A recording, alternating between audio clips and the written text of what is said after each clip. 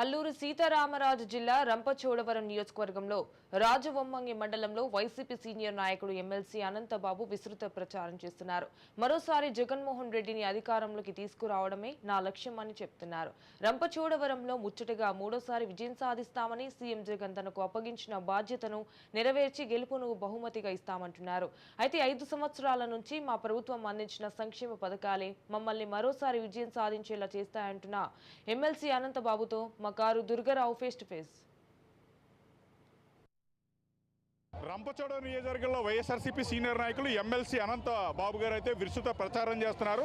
మరోసారి వైఎస్ఆర్సీపీ పార్టీని అధికారంలో తీసుకొచ్చే లక్ష్యంగా రంపచోడవరం మండలంలో అన్ని మండలాలు కలిగి తిరుగుతున్నారు. మనం చేసిన అభివృద్ధి పనులే మనల్ని మళ్ళా గెలిపిస్తాయంటూ ప్రచారం చేస్తున్నారు. ప్రస్తుతం అనంతబాబు గారు మనతో అందుబాటులో ఉన్నారు. ఆయన మరిన్ని వివరాలు తెస్తుందో. సార్, ప్రచారంలో పాల్గొంటున్నారు కదా, ఎలా ఉంది రెస్పాన్స్?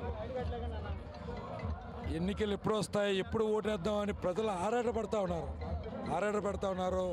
ఎప్పుడు ఎన్నికలు వస్తే అప్పుడు తన గడిచిన 5 సంవత్సరాల్లో జగన్ గారు పేదల కొరకు చేసిన వాళ్ళు గడిచిన 5 సంవత్సరాల్లో సంక్షేమం అన్నీ కూడా లబ్ధి పొందారు. ప్రతి కుటుంబానికి కూడా మాకు మేలు చేకూరింది. ప్రతి కుటుంబానికి కూడా ఆకలితో ఉన్న పేదవారికి జగన్ అండగా నిలిచారని ప్రతి ప్రజలు కూడా ఎప్పుడు ఎన్నికలు వస్తే వాళ్ళకి జగన్ 5 సంవత్సరాలు చేసిన మేలుకి రుణం తీర్చుకుందాం అని ఎదురు చూస్తూ ఉన్నారు. మీరు చేసిన అభివృద్ధి పనులు ఏంటి? మరోసారి గెలిపిస్తే మరిన్ని ఏం అభివృద్ధి చేస్తారు రంపచోడవరం నియోజకవర్గం? రంపచోడవరాన్ని చాలా వరకు చేశాం. 5 సంవత్సరాల్లో నిరంతరం కూడా ఎన్నికల్లో ఏ రకంగా తిరిగామో నెగ్గిన తర్వాత కూడా 5 సంవత్సరాల్లో కూడా నిరంతరం ప్రజలతో మమేకమై ప్రజల సమస్యలు తెలుసుకుంటూ గ్రామాల్లో ప్రజలు ఏదైతే చెప్పారో, ప్రజలు ఏదైతే ఆకాంక్షిస్తూ ఉన్నారో అవన్నీ కూడా పరిష్కరించుకుంటూ ముందుకు సాగాం.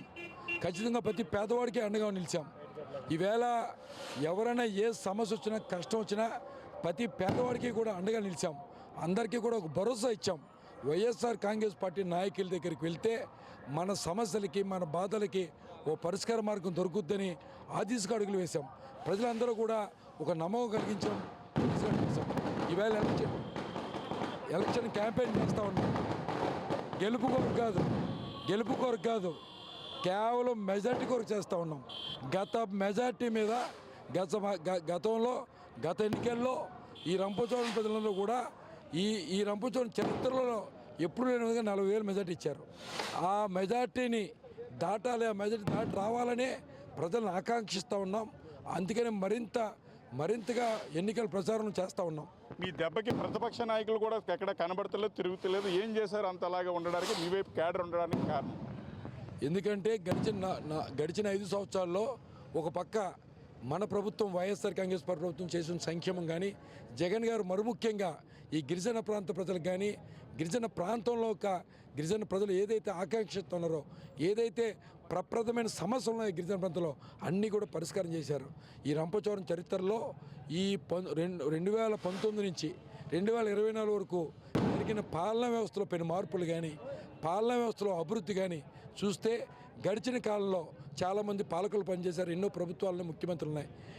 ఈ 5 సంవత్సరాలు జరిగిన అభివృద్ధి కానీ, ఈ 5 సంవత్సరాల్లో పాలనలో తీసుకొచ్చిన మార్పులు కానీ, ఈ 5 సంవత్సరాల్లో గిరిజనులకి జగన్ గారు చేసిన మేలు కానీ, అంటే కొండపోటు భూములకు పట్టాలు ఇచ్చే కార్యక్రమం కానీ, మరి ముఖ్యంగా ప్రతి సంక్షేమం కూడా ఇంటి దగ్గర ఉంటే పని అయ్యే తీరు కానీ, ప్రభుత్వం నుంచి ఏ పనన్నా సరే వాళ్ళు గతంలోలాగా ఆఫీసుల చుట్టూ, అధికారుల చుట్టూ, పాలకుల చుట్టూ తిరిగే పరిస్థితులు ఎక్కడ ఇంటి దగ్గర ఉంటే మారుమూల గ్రామంలో కూడా వాళ్ళకి ఏ పని కావాలన్నా వాళ్ళు గడప దాటకుండా వాళ్ళ పని పూర్తి అయ్యే దిశగా ఈ ప్రభుత్వం అడుగులు వేసింది. దానికి గిరిజన ప్రజలందరూ కూడా గడిచిన కాలంలో స్వతంత్రం వచ్చిన ఓట్లేస్తూ ఉన్నాం. ఎప్పుడు కూడా ఇటువంటి ప్రభుత్వ సేవలు మాకు అందలేదు, ఇప్పుడు అందుతూ ఉన్నాయి. మేము ఇంటి దగ్గర అందుతూ ఉన్నాయి. దానికి ఖచ్చితంగా జగన్ గారికి మళ్ళీ జగన్ గారు రావాలి, మళ్ళీ మీరే నెగ్గాలి, మీరే మాకు ఇక్కడ పాలకులుగా ఉండాలి, జగన్ గారు ముఖ్యమంత్రిగా కావాలని ప్రజలందరూ కూడా, గిరిజన ప్రజలందరూ కూడా ఈ ప్రాంతంలో ఆకాంక్షిస్తూ ఉన్నారు. ఆకాంక్షించడం కాదు, ఎప్పుడు ఎన్నికలు వస్తాయని చూస్తూ ఉన్నారు. ఎప్పుడు ఎన్నికలు వస్తున్నాయి, మేము ఓటు ద్వారా జగన్ గారు రుణం తీర్చుకోవాలి, ఓటు ద్వారా ఈ వైఎస్ఆర్ కాంగ్రెస్ పార్టీ పాలకులు, ప్రజాప్రతినిధుల యొక్క రుణం తీర్చుకోవాలి, మళ్ళీ వాళ్ళకే ఓట్లు ఇస్తే మాకు మంచి సేవలు అందిస్తారనే నమ్మకం ప్రతి గిరిజన ప్రాంతంలో, ఈ ప్రాంత ప్రజల్లో ఉంది.